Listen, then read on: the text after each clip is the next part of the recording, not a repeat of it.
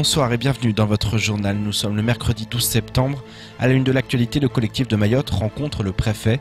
Dominique Sorin a reçu les leaders de l'organisation, mais également des représentants d'associations de défense des droits des étrangers.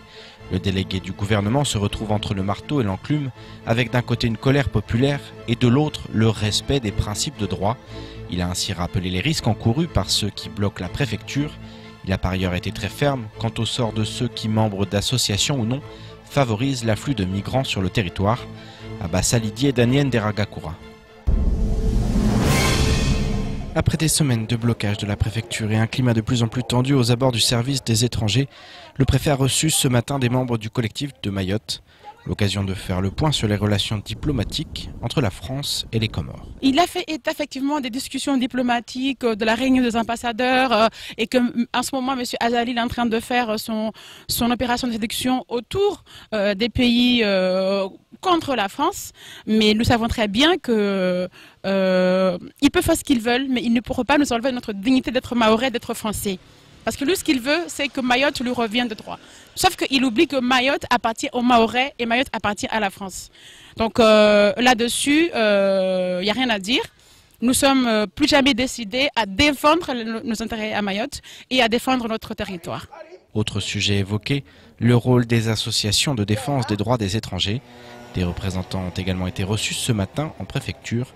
Pour les membres du collectif, la CIMAD ou encore Solidarité Mayotte sont en partie responsables du flux migratoire sur le département. Aujourd'hui, il y a des gens qui entrent à Mayotte de manière illégale, qui sont aidés par des associations locaux qui sont là. Moi, ici, on sait très bien de qui il s'agit. Il y a deux associations particulières qui aident les personnes au séjour illégal. Donc, on a bien fait comprendre la situation de ça, qu'il faut avoir en tout cas une réponse claire en tout cas par rapport à la situation, qui fait qu'on ne peut pas laisser ce réseau, de trafiquants humains qui prospèrent à Mayotte. Voilà. Il y en a, ils ont existé en Guyane, ils ont été chassés justement parce que ce manque de respect en tout cas de la population mahoraise. Donc on a bien signifié ce point-là à monsieur le préfet qui s'est engagé en tout cas à voir ça avec nous. Comment est-ce que ça peut être réglé cette affaire-là? Le préfet a également pris soin de rappeler à chacun les risques encourus en termes judiciaires, même si pour les membres du collectif, ce combat n'a pas de prix. Nous savons que dans chaque situation, il y aura toujours des dégâts, il y aura toujours des dégâts collatéraux, comme on l'a dit, mais cette population-là, majoritairement, elle est comorienne. Et quand Azali revient à chaque fois sur cette question envenimeuse en disant que Mayotte, tant que Mayotte ne reviendrait pas aux Comores, eh bien, il n'y aura pas de reconduite aux frontières. Eh bien, nous aussi, nous disons que tant qu'il ne reconnaîtra pas Mayotte française, eh bien, la préfecture sera fermée. Le bras de fer continue entre la France et les Comores et le collectif assure qu'il ne lâchera rien, car si ses membres exigent la reprise des reconduites à la frontière, ils réclament aussi et surtout la reconnaissance de leur appartenance à la France. Hier, l'INSEE a dévoilé le chiffre des naissances en 2017. Au-delà du record une nouvelle fois battu, l'âge de certaines mamans a de quoi choquer. Présent sur notre plateau ce matin, le directeur de l'INSEE Mayotte a néanmoins tenu à relativiser ces chiffres. En effet, en Guyane, par exemple, le nombre de mères mineures est supérieur à Mayotte. Néanmoins, sur l'île au Lagon, certaines mamans sortent tout juste de l'enfance, puisqu'en 2017, 13 enfants sont nés d'une mère ayant 13 ans ou moins. Écoutons Jamel Mekaoui au micro de Patrick Millan, qui nous parle de l'importance d'avoir connaissance de ce type de chiffres. On est aujourd'hui sur une part d'enfants mineurs qui est de 5%. 5% des naissances sont issues de mères mineures. Donc ça fait 470. C'est beaucoup. Ouais. C'est beaucoup. Alors je vais un peu le relativiser. C'était le cas à la Réunion des débuts des années 2000. C'est le cas de la Guyane aussi, qui a 6%. Ouais. C'est beaucoup plus qu'à la Réunion d'aujourd'hui, qui a 2%, et largement supérieur à la métropole, qui a 0,4%.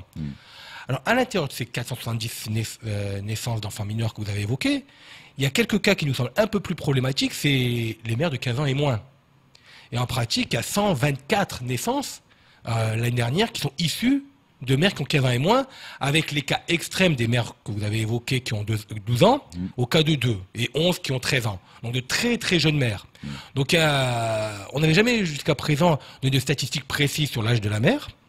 Alors, ça nous semble quand même relativement important parce qu'il y a beaucoup de structures, les PMI qui se mettent en place, la protection de l'enfance, qui évoquent le sujet régulièrement. Et aujourd'hui, on a cette possibilité de quantifier et de qualifier les maires que l'on évoque. On poursuit cette édition avec la signature d'une convention pour la réalisation d'une zone d'activité économique ZAE de 15 000 m² dans la zone des Badamiers. La communauté de communes de Petite Terre, en partenariat avec l'établissement public foncier et d'aménagement de Mayotte, est à l'origine du projet. Un projet ambitieux qui vise à créer une plateforme logistique, une cuisine centrale ou encore lutter contre la vie chère. Nous étions présents ce matin afin d'en savoir plus sur le futur visage des Badamiers.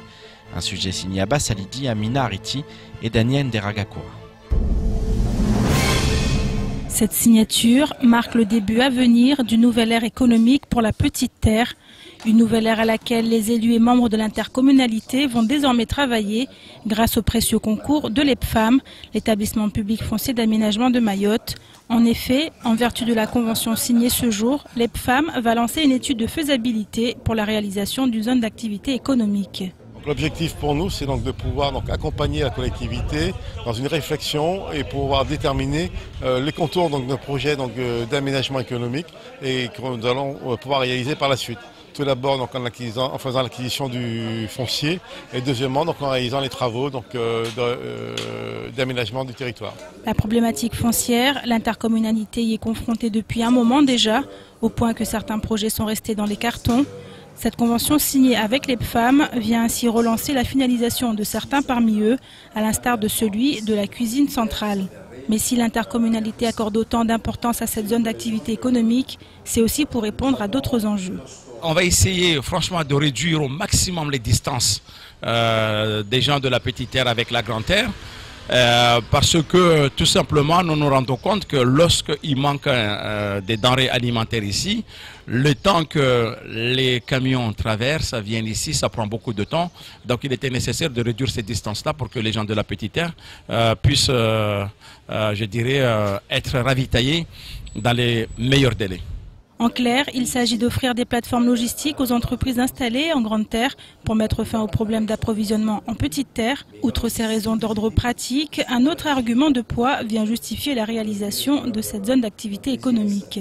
Nous savons tous qu'aujourd'hui, les marchandises venant de Grande Terre nous coûtent 2 fois plus cher qu'en Grande Terre. Notamment les entreprises parfois ne répondent même pas au marché que nous lançons. Donc il était nécessaire que nous aménageons quelque part pour que les gens des entreprises puissent amener leurs marchandises et que le coût soit au moins divisé par 2 pour les gens de la Petite Terre. Réduire les distances en luttant contre la vie chère, la formule a ainsi tout pour plaire. Et maintenant que le coup d'envoi a été lancé, il ne reste plus qu'à espérer que les résultats seront à la hauteur des attentes de l'intercommunalité, mais plus encore des habitants de Petite Terre. Je vous propose maintenant de faire le tour du reste de l'actualité locale de ce mercredi 12 septembre. Attention, les images qui vont suivre peuvent heurter les sensibilités. Le 3 juillet dernier, une circulaire a été publiée pour mettre un terme au versement des indemnités d'éloignement dégressives pour les professeurs arrivés à Mayotte en 2012 et 2013. Le SNES a réagi rapidement en dénonçant une trahison des engagements de l'État et un nouveau coup de griffe contre la politique d'attractivité. Le 28 août dernier, lors de l'audience du ministre à Mayotte, le SNES a demandé l'abrogation de la circulaire tout en remettant un dossier sur cette question ainsi qu'une lettre d'un professeur concerné et irrité par les différents revirements de l'État. Le syndicat explique par ailleurs, je cite, que si le plan pluriannuel de construction d'établissements est une bonne décision, il n'en reste pas moins qu'il ne suffira pas au regard des hausses d'effectifs et qu'il ne fonctionnera pas sans professionnels de l'éducation. C'est pourquoi le SNES Mayotte a placé et continue de placer la politique d'attractivité au centre de ses mandats.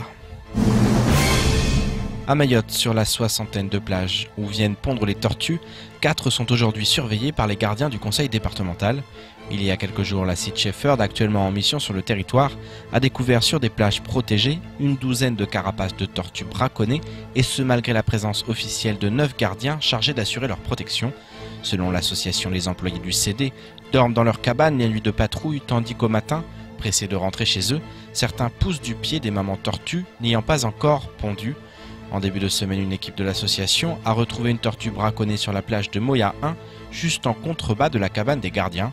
Très remontée, l'association affirme qu'à Mayotte, les tortues n'ont aucune chance, si même les gens payés pour les protéger se rendent complices de leur massacre en ne prenant pas leur rôle au sérieux et en camouflant les cadavres. Saïd Larifou, l'ex-avocat du barreau réunionnais de Saint-Pierre et homme politique comorien, a été interpellé hier à La Réunion alors qu'il descendait de son avion en provenance de Moroni. Il a été placé en garde à vue par la police aux frontières dans le cadre d'une affaire d'abus de biens sociaux et d'escroquerie. Il est également poursuivi par la Caisse nationale des barreaux français pour ne pas avoir versé ses cotisations annuelles obligatoires pendant plusieurs années pour un montant de 250 000 €. Après plusieurs heures de garde à vue, il est ressorti libre du commissariat de Malartic en milieu de matinée. Néanmoins, l'affaire fait beaucoup de bruit à La Réunion, mais aussi à Mayotte, où le défenseur avait notamment soutenu l'affaire de la tête de cochon, et aux Comores, où l'homme politique, cette fois, a ouvertement soutenu le référendum du 30 juillet dernier sur la réforme constitutionnelle voulue par le président Azali Assoumani. Lors de la consultation nationale, Saïd Larifou était même porte-parole de la mouvance présidentielle. On termine cette édition avec une maladie dont on parle peu, mais qui est pourtant bien présente à Mayotte comme ailleurs. Découverte en 1907 par la loi Alzheimer, la maladie portant son nom frappe des milliers de personnes à travers le monde.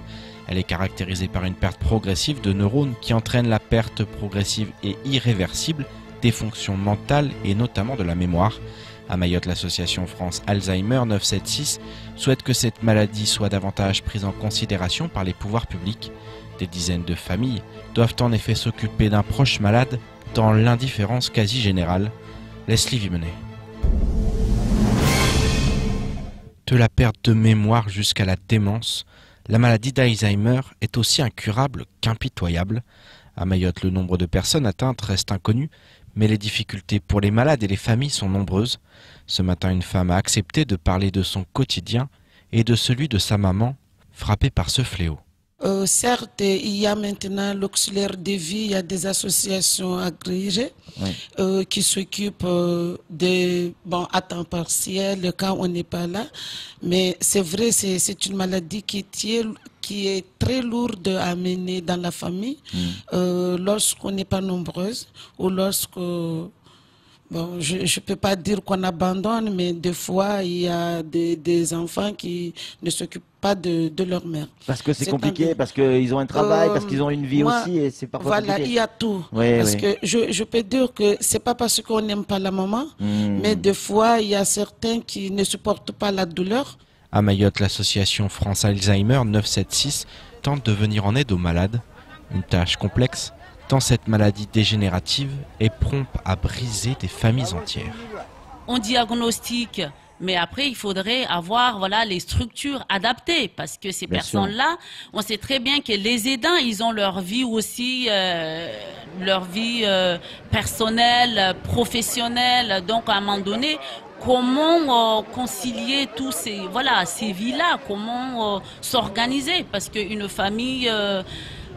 nous avons remarqué aussi, il y a certaines familles qui se déchirent parce que l'autre accuse, par exemple, un tel, il s'occupe pas de maman. Oui, mais j'ai aussi ma vie, j'ai mes enfants, j'ai mon mari, j'ai mon travail. Donc, comment faire pour que on aide maman et en même temps, comment je veux me rendre au travail tout en sachant que maman, elle est des fois toute seule à la maison. Aujourd'hui, l'association souhaite que les pouvoirs publics se penchent sérieusement sur cette problématique de prise en charge des malades, afin notamment d'aider les proches dans leur quotidien. C'est très dur, le boulot, la famille, la maman.